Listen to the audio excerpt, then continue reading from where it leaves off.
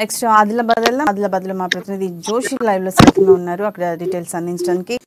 Joshi, good evening. అక్కడైతే ఒక cement factory వివాదాస్పదంగా మారిన సంఘటన మనం చూస్తూ ఉన్నాం ఈ రోజు. అంటే రేణుకా సిమెంట్ ఫ్యాక్టరీ అనేది ఒకటి వివాదాస్పదమైన సంఘటన అక్కడ వెలుగులోకి వచ్చింది. దీనిపై సంబంధిత అక్కడున్న పాలకులకు అధికారులకు అయితే తుడుందెబ్బ అల్టిమేట్ జారీ చేసినట్టుగా తెలుస్తోంది. అధికార పార్టీకి ఆదివాసీలకు మధ్య ఒక గ్యాప్ పెరుగుతున్న సంఘటన అయితే మనం చూస్తూ ఉన్నాం. అంటే అసలు ఈ రేణుకా సిమెంట్ ఫ్యాక్టరీకి సంబంధించిన డీటెయిల్స్ ఏంటి, ఎందుకు తుడుందెబ్బ వాళ్ళు అంత పెద్ద ఎత్తున దానికి సంబంధించి వివాదం చేసుకోవాల్సి వచ్చింది?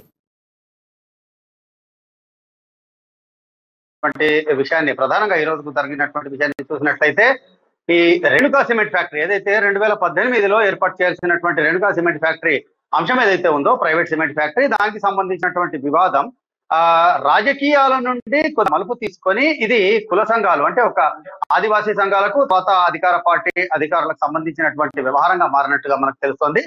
అయితే ఈ విధమైనటువంటి రూపాంతరం చెందుతున్నటువంటి ఈ యొక్క ఆందోళన రాను రాను ఉధృతమవుతున్నట్టుగా కూడా మనకు ఈ రోజు చోటు చేసుకున్నటువంటి తాజా ఘటనను బట్టి తెలుస్తోంది.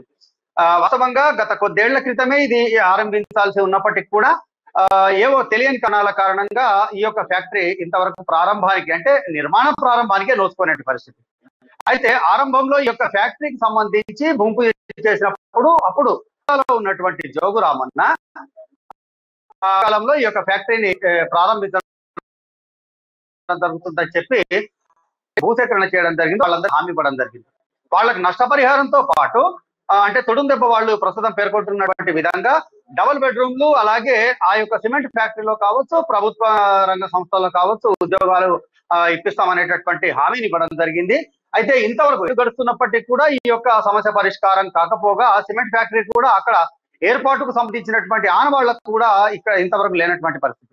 దీనిపైన బీజేపీకి సంబంధించినటువంటి నాయకులు గత కొంతకాలంగా తరచుగా ఆందోళన పూనుకుంటున్నటువంటి పరిస్థితి. అయితే ఈ యొక్క క్రమంలోనే ఈ రోజు బీజేపీ ఆధ్వర్యంలో చేపట్టినటువంటి ఆందోళనకు ఆదివాసీ సంఘాల రూపంలో తుడుందెబ్బ ఆదివాసీ హక్కుల పోరాట సమితి అలాగే వివిధ పేర్లతో ఉన్నటువంటి ఆదివాసీ సంఘాలన్నీ కూడా అక్కడి ఆదివాసీ రైతులకు అండగా నిలిచినటువంటి పరిస్థితి.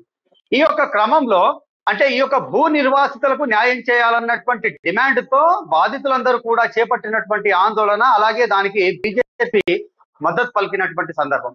ఈ యొక్క క్రమం చేరుకున్నటువంటి పోలీసులు ఆదివాసీ మహిళల పట్ల అంటే ఆదివాసీలను చూడకుండా అలాగే మహిళలను చూడకుండా కూడా ఒకవైపు పోలీసు అధికారుల కాళ్ళు పట్టుకొని వాళ్ళు బతిమాలాడుతున్నప్పటికీ కూడా మహిళలు వాళ్ళ మాట వినకుండా కాళ్ళు పట్టుకొని బతిమాలాడుతున్నటువంటి మహిళలను కట్టెలతో కొట్టినటువంటి పరిస్థితి పోలీసులు.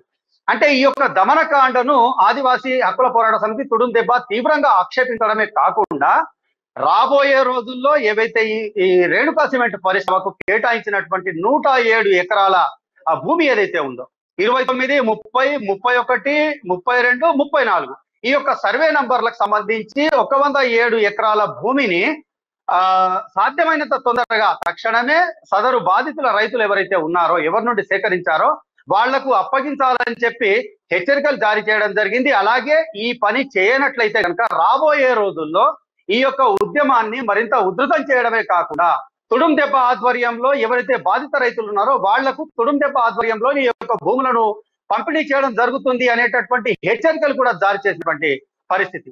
అంటే గతంలో చూసినట్లయితే మనం మంచిర్యాలకు సంబంధించినటువంటి మంచిర్యాల పరిధిలో జన్నారం మండలంలో చోటు చేసుకున్నటువంటి ఒక సంఘటనను మనం ఇక్కడ గుర్తు చేసుకున్నట్లయితే అప్పట్లో ఆసి మహిళలు పైన అంటే పోడు భూములకు సంబంధించిన అంశంలో ఫారెస్ట్ అధికారులు దౌర్జన్యపూరితంగా వ్యవహరించడము అలాగే మహిళలు వృద్ధుల పైన కూడా కేసులు నమోదు చేయడం జరిగింది. ఇది రాష్ట్ర వ్యాప్తంగా చర్చనీయాంశమైనటువంటి ఆ విషయాన్ని మనం ఇక్కడ ఒక గుర్తు చేసుకున్నట్లయితే అప్పటికి సంబంధించిన ఘటనలు అలాగే ఆ తర్వాత కూడా కొమరం భీం ఆసిఫాబాద్ జిల్లాలో చోటు చేసుకున్నటువంటి ఘటనలు అలాగే ప్రస్తుతం తాజాగా ఆదిలాబాద్ రేణుకా సిమెంట్ ఫ్యాక్టరీకి సంబంధించినటువంటి వ్యవహారాన్ని ఈ సంఘటనలన్నీ కూడా వరుసగా చోటున్నటువంటి నేపథ్యంలో తాజాగా తుడుందెబ్బ ఏదైతే హెచ్చరికలు జారీ చేయడం జరిగిందో ఒకవేళ మీరు భూములకు సంబంధించినటువంటి రైతులకు సదరు భూములను పంపిణీ చేయనట్లయితే స్వయంగా తుడుందెబ్బ రంగంలోకి దిగి ఆ భూ పంపిణీ చేపడుతుంది అనేటటువంటి హెచ్చరికలు అలాగే అల్టిమేటం మనం దృష్టిలో పెట్టుకొని చూసినట్లయితే రాబోయే రోజుల్లో అధికార పార్టీకి ఈ యొక్క ఆదివాసీ సంఘాలకు గ్యాప్ పెరుగుతుందా అనేటటువంటి నిర్మాణాలకు కొంత బలం చేకూర్చేటటువంటి పరిస్థితి.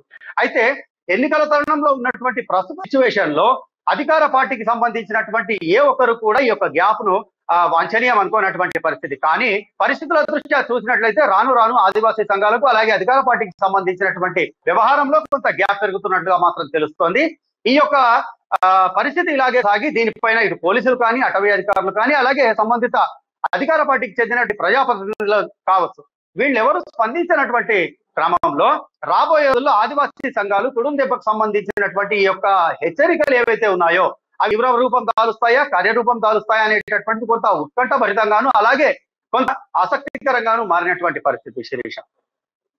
అలాగే జోషి అంటే హైదరాబాద్లో ఇంత పెద్ద ఎత్తున 107 ఎకరాలు అంటే అది మామూలు విషయం కాదు. అంటే ఒక ఫ్యాక్టరీ పెడతామని చెప్పి భూమి తీసుకొని రైతులు అవ్వచ్చు లేదా అక్కడ నివాసితులు అవ్వచ్చు ఎవరైతే ఉన్నారో వారికి ఇన్ని సంవత్సరాలుగా అసలు ఫ్యాక్టరీ కూడా అక్కడ ఎటువంటి ఫ్యాక్టరీ పెట్టడానికి కూడా అనుమతి వచ్చిందా లేదా దానికి సంబంధించిన డీటెయిల్స్ ఏమైనా కూడా తెలియకుండా పెద్ద ఎత్తున ఉధృతం చేస్తున్నారు. అంటే గత కొన్ని సంవత్సరాల నుంచి కూడా పెద్ద ఎత్తున చేస్తుంటే దానికి సంబంధించిన కలెక్టర్ అవ్వచ్చు లేదా అధికారులు అవ్వచ్చు ఎటువంటి నిర్ణయం తీసుకునే అవకాశం ఉంది? ఇప్పటికైనా స్పందించి ఏమైనా మాట్లాడుతున్నారా?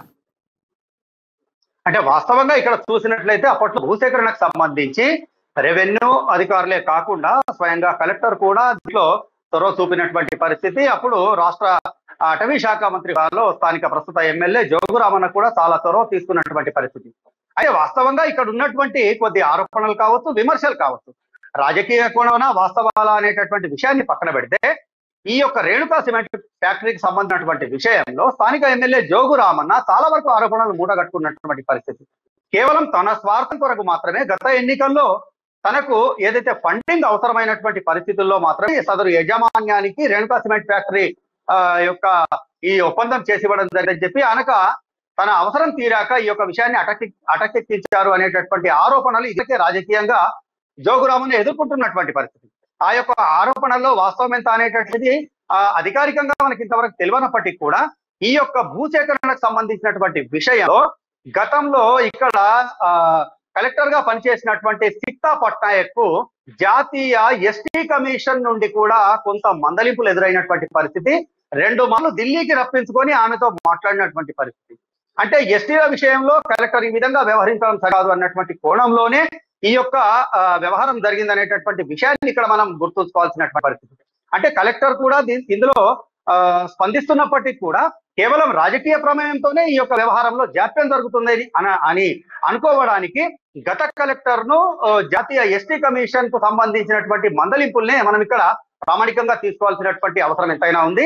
అయితే ప్రస్తుతం కూడా ఉన్నటువంటి కలెక్టర్ ఈ యొక్క విషయంలోనే తన పరిధి దాటి వ్యవహరించకుండా ఉండేందుకు అవసరమైనటువంటి జాగ్రత్తగా వ్యవహరిస్తున్నట్టుగా మనము అర్థం చేసుకోవాల్సినటువంటి పరిస్థితులు ఉన్నాయి. మొత్తానికి ఇది అధికారిక పరిధి దాటి కేవలం రాజకీయ చట్రంలోనే ఇరుక్కున్నటువంటి వ్యవహారంగా మనకు ఈ యొక్క ప్రైవేటు రేణుకా సిమెంట్ ఫ్యాక్టరీ అంశం మనకు కనిపిస్తుంది.